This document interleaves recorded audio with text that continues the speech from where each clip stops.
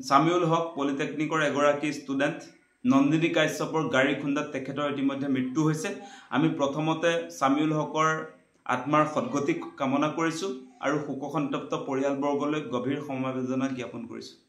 এতিয়া প্ৰথম কথাটো হৈছে আপোনালোকে নিশ্চয় দেখা পাইছে যে নন্দিনী কাশ্যপে যিদিনা এই দুৰ্ঘটনাটো সংঘটিত কৰিছিলে আমি ভিডিঅ'ৰ যোগেদি দেখিছোঁ যে তেখেতে চিকিৎসালয়লৈ লৈ যোৱাৰ ফলনি যুৱকজনক খুন্দিয়াই দিলে, সামিউল হকক খুন্দিয়াই দিলে। জীৱন মৰণৰ লগত সেই সময়ত যুঁজি থকা সেই যুৱকজনক চিকিৎসালয়লৈ লৈ যোৱাৰ প্ৰয়োজন আছিল, কিন্তু তেওঁ লৈ নগৈ আপোনাৰ তাৰ পৰা পলায়ন কৰিছিলে। আৰু সেইদিনা তাত দুৰ্ঘটনা হোৱা ঠাইত যিবিলাক যুৱক আছিলে তেওঁলোকে স্কুটি লৈ খেদি খেদি গৈ তেখেতক আবদ্ধ কৰি কিছু প্ৰশ্ন উত্থাপন কৰিছিল। তেতিয়াও আমি দেখিছিলোঁ যে নন্দিনী কাশ্যপ বোলে এই অভিনেত্ৰীগৰাকীয়ে ওলোটাই দমহে দিছিলে, কাজিয়া কৰা আমি দেখিছিলোঁ। গতিকে নন্দিনী কাশ্যপৰ মেণ্টেলিটিটো আপোনালোকে নিশ্চয় দেখা পাইছে, টিভিত দেখা পাইছে বা সেই ভিডিঅ'ৰ যোগেদি আপোনালোকে নিশ্চয় দেখা পাইছে। গতিকে আমি ক'ম যে নন্দিনী কাশ্যপৰ এই যিটো দুৰ্ঘটনাৰ যিটো ঘটনা, সেই ঘটনাটো নন্দিনী কাশ্যপৰ ভুলৰ কাৰণে আজি সামিউল হকৰ যে মৃত্যু হ'ল সেই কথাটো স্পষ্ট হৈছে। গতিকে আমাৰ দাবীটো হৈছে অতি শীঘ্ৰে নন্দিনী কাশ্যপক কঠোৰৰ পৰা কঠোৰ শাস্তি প্ৰদান কৰাৰ ব্যৱস্থা গ্ৰহণ কৰক। আৰক্ষীয়ে ইতিমধ্যে গ্ৰেপ্তাৰ কৰিছে আৰু আৰক্ষীৰ ভাষ্য অনুসৰি এনেকুৱা নালাগে যে তেওঁ ৰেছপনচিবিলিটি লৈ যে কেছটো আগবঢ়াই লৈ যাব, তেনেকুৱা যেন নালাগে, চিৰিয়াছনেছটো আমি দেখিবলৈ পোৱা নাই। গতিকে আমাৰ দাবীটো হৈছে আৰক্ষীয়ে দৃষ্টান্তমূলক শাস্তি প্ৰদান কৰিবৰ কাৰণে নন্দিনী কাশ্যপ এগৰাকী হত্যাকাৰী বুলিয়ে ক'ম এতিয়া যে তেখেতক কঠোৰ পৰা কঠোৰ শাস্তি দিবৰ কাৰণে প্ৰয়োজনীয় ব্যৱস্থাপনা আৰক্ষীৰ ফালৰ পৰা ল'ব লাগিব। আৰু দ্বিতীয় কথাটো আপোনালোকে নিশ্চয় লক্ষ্য কৰিছে যে নন্দিনী কাশ্যপে যেতিয়া দুৰ্ঘটনাটো সংঘটিত কৰিছিলে তাৰ পাছত মেডিকেললৈতো তেওঁ নিনিলেই। তাৰ পাছত যেতিয়া একাংশ লোকে মেডিকেললৈ লৈ গ'ল, তাৰ পাছত GMCHত 3 দিন চিকিৎসাৰ নামত একোৱেই নকৰিলে বুলি এতিয়া বাতৰি প্ৰকাশ পাইছে। মানে GMCHত এগৰাকী দুৰ্ঘটনাগ্ৰস্ত যুৱকক আচলতে উপযুক্ত চিকিৎসা নিদিয়াটো কেনেকুৱা ভয়াৱহ কথা। ৰাজ্যখনৰ আটাইতকৈ ডাঙৰ মেডিকেল কলেজখনত সেইটো অত্যন্ত দুৰ্ভাগ্যজনক। আৰু মুখ্যমন্ত্ৰী হিমন্ত বিশ্ব শৰ্মাই সদায় ৰাজ্যখনৰ বিভিন্ন জিলাত আপোনাৰ মেডিকেল কলেজ পাতিছে বুলি বহুত ডাঙৰ ডাঙৰ ভাষণ দি থাকে।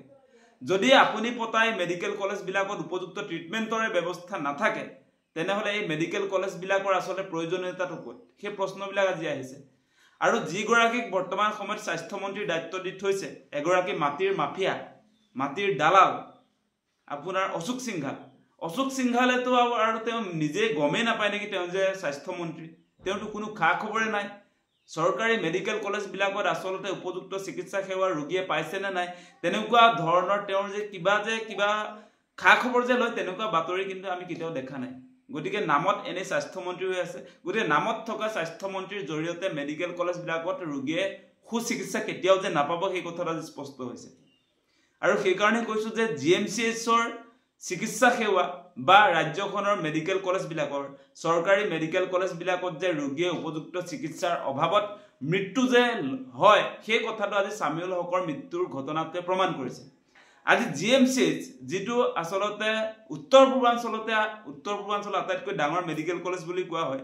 গতিকে সেই মেডিকেল কলেজে গুৱাহাটীৰ এখন এপল' মেডিকেললৈ আপোনাৰ GMCHত চিকিৎসা নোহোৱাৰ কাৰণে তালৈ লৈ যোৱা ঘটনাটোৱে কি উদঙাইছে।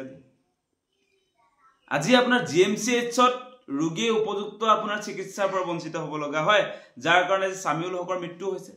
যাৰ কাৰণে আজি GMCHত চিকিৎসা নকৰাৰ কাৰণে আপোনাৰ ওচৰৰে আপোনাৰ গুৱাহাটীৰ এপল' মেডিকেলত সামিউল হকক ভৰ্তি কৰাবলগীয়া হৈছে। 3 দিন তেওঁলোকে আচলতে কি কৰিলে, চিকিৎসা সেৱাৰ নামত GMCHত আচলতে সামিউল হক এগৰাকী পলিটেকনিকৰ ষ্টুডেণ্ট, সম্ভাৱনাপূৰ্ণ এগৰাকী ষ্টুডেণ্ট, তেখেতক 3 দিন যে ৰাখিলে, 3 দিনত আচলতে তেওঁক একো চিকিৎসা প্ৰদান কৰা নহ'ল নেকি সেই প্ৰশ্নবিলাক আজি আহিছে।